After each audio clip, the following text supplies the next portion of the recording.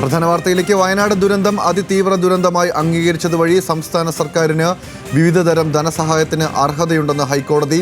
വയനാട് ദുരന്തവുമായി ബന്ധപ്പെട്ട് സ്വമേധയാ എടുത്ത കേസ് പരിഗണിക്കുകയായിരുന്നു കോടതി ചെയ്തത്. NDRFിലെ പണം മാനദണ്ഡങ്ങൾ കണക്കാക്കാതെ വിനിയോഗിക്കാമെന്ന് കേന്ദ്രം കോടതിയെ അറിയിച്ചു. ഹർജി 16-ന് പരിഗണിക്കാൻ മാറ്റിയിട്ടുണ്ട്. വിവരങ്ങളുമായി ലീഗൽ കറസ്പോണ്ടന്റ് ഷബ്ന സിയാദ് ചേരുകയാണ്. ഷബ്ന, കോടതി നേരത്തെയും സമാനമായി വയനാട് ദുരന്തത്തിൽ പണം വിനിയോഗിക്കുന്നതിനുൾപ്പെടെയുള്ള കാര്യങ്ങളിൽ ഇടപെടൽ നടത്തിയിരുന്നു. ഇപ്പോൾ എന്താണ് ഏറ്റവും പുതിയ ഇടപെടൽ? വിശദാംശങ്ങൾ. ഗൗതം, വയനാട് ദുരന്തവുമായി ബന്ധപ്പെട്ട് ഹൈക്കോടതി സ്വമേധയാ സ്വീകരിച്ച ഹർജിയാണ് ഡിവിഷൻ ബെഞ്ച് പരിഗണിച്ചത്. ഇന്നിപ്പോൾ ഈ ഹർജി പരിഗണിക്കുന്ന വേളയിലാണ് കേന്ദ്ര സർക്കാർ പ്രധാനപ്പെട്ട കാര്യം കോടതിയെ അറിയിച്ചത്.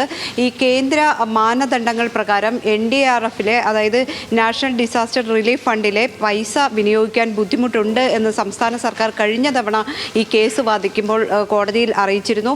അത്തരത്തിൽ മാനദണ്ഡങ്ങളിൽ ഇളവ് നൽകിയാൽ മാത്രമേ നിലവിലുള്ള ഫണ്ട് വിനിയോഗിക്കാൻ സാധിക്കൂ എന്ന് സംസ്ഥാന സർക്കാർ വ്യക്തമാക്കുകയും ചെയ്തിരുന്നു.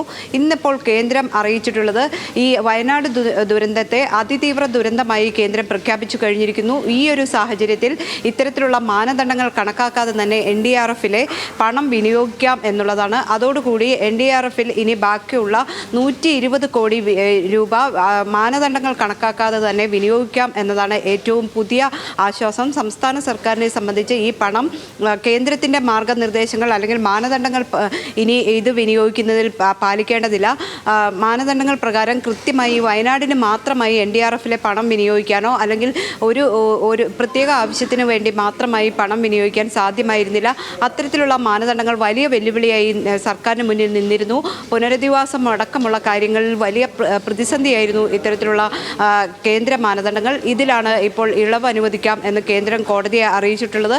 കോടതി ഇത് രേഖപ്പെടുത്തുകയും ചെയ്തിരിക്കുന്നു. കേന്ദ്ര സർക്കാർ ഇത് സംബന്ധിച്ച് കത്ത് നൽകിയിട്ടുണ്ട്. NDRFിലെ പണം വിനിയോഗിക്കുന്നതിന് നിലവിലുള്ള മാനദണ്ഡങ്ങൾ വേണ്ട, 120 കോടി, ഇപ്പോൾ നിലവിലുള്ള 120 കോടി വിനിയോഗിക്കാം എന്നാണ് സർക്കാർ കോടതിയെ അറിയിച്ചത്. അതോടുകൂടി സംസ്ഥാന സർക്കാരിനെ സംബന്ധിച്ച് വലിയ ആശ്വാസം തന്നെയാണ് കേന്ദ്രത്തിൻ്റെ ഈ നടപടി ഇപ്പോൾ. മറ്റൊരു കാര്യം കൂടി ഈ കോടതി ഇപ്പോൾ മനസ്സിലാക്കുന്നതിനകത്ത് ചൂണ്ടിക്കാണിക്കുന്നത് വിവിധ തരം ധനസഹായങ്ങൾക്കുള്ള അർഹതയുണ്ട് എന്നതാണ്. അത്തരം ധനസഹായങ്ങളിലേക്ക് കടക്കാവുന്നതാണ്. ഇപ്പോൾ പുനരധിവാസവുമായി ബന്ധപ്പെട്ട് വിവിധ യോഗങ്ങളൊക്കെ തന്നെ നടക്കുന്നുണ്ട്. മുഖ്യമന്ത്രി സഹായിക്കാൻ കഴിയുന്നവരെയൊക്കെ സമീപിക്കുന്നുണ്ട്. വീടുകൾ നൽകാൻ കഴിയുന്നവരോട് വീടുകൾ ആവശ്യപ്പെട്ടുള്ള ചർച്ചകളൊക്കെ തന്നെ പുരോഗമിക്കുന്നുണ്ട്. അപ്പോൾ നേരത്തെ തടയപ്പെട്ട അല്ലെങ്കിൽ നേരത്തെ എടുക്കാൻ കഴിയാതെ പോയ മറ്റ് സംസ്ഥാനങ്ങളിൽ നിന്നുള്ള ധനസഹായം അല്ലെങ്കിൽ പുറത്തുനിന്ന് ഒക്കെയുള്ള ധനസഹായം എടുക്കുന്നതിനും ഈ കോടതിയുടെ ഇടപെടൽ സഹായകരമാവില്ലേ? കാരണം കോടതി തന്നെ ചൂണ്ടിക്കാണിച്ചിട്ടുള്ളത് കേന്ദ്ര സർക്കാർ ഇത് അതിതീവ്ര ദുരന്തമായി പ്രഖ്യാപിച്ചു കഴിഞ്ഞ സാഹചര്യത്തിൽ മറ്റ് ധനസഹായം അടക്കമുള്ള കാര്യങ്ങളിൽ സർക്കാരിന് സ്വീകരിക്കാനും ഇത് ലഭിക്കാനും ഉള്ള സാധ്യതകൾ കാണുന്നുണ്ട്. അത്തരത്തിൽ ധനസഹായം സ്വീകരിക്കാനുള്ള മാർഗനിർദ്ദേശങ്ങൾ അല്ലെങ്കിൽ കേന്ദ്രം ഇത്തരം ഒരു വിജ്ഞാപനം പുറപ്പെടുവിച്ച സാഹചര്യത്തിൽ ആ രീതിയിലുള്ള സഹായം ലഭിക്കും എന്നാണ് കോടതിയുടെ ഒരു വിലയിരുത്തൽ. ഇന്ന് കോടതി അത് തന്നെയാണ് പറഞ്ഞതും. അതോടൊപ്പം തന്നെ ഈ പുനരധിവാസത്തിനുള്ള നടപടി തുടങ്ങിയതായി സർക്കാരും കോടതിയെ അറിയിച്ചിരുന്നു. 2 എസ്റ്റേറ്റുകൾ ഏറ്റെടുക്കുകയും എസ്റ്റേറ്റുകളുമായി ബന്ധപ്പെട്ട നിയമതർക്കം ഹൈക്കോടതി തന്നെ തീർപ്പാക്കിയിട്ടുണ്ട്. ഈ സാഹചര്യത്തിൽ പുനരധിവാസം സംബന്ധിച്ചുള്ള കാര്യങ്ങളും പുരോഗമിക്കുകയാണ് എന്ന് സംസ്ഥാന സർക്കാർ കോടതിയെ അറിയിക്കുകയും ചെയ്തിട്ടുണ്ട്. ഹർജി ഏതായാലും 16-ാം തീയതി അടുത്ത വ്യാഴാഴ്ച പരിഗണിക്കാനായി കോടതി മാറ്റിയിട്ടുണ്ട്. ഇപ്പോൾ ശരി, ഷബ്ന സിയാദാണ് വിവരങ്ങൾ നൽകിയത്.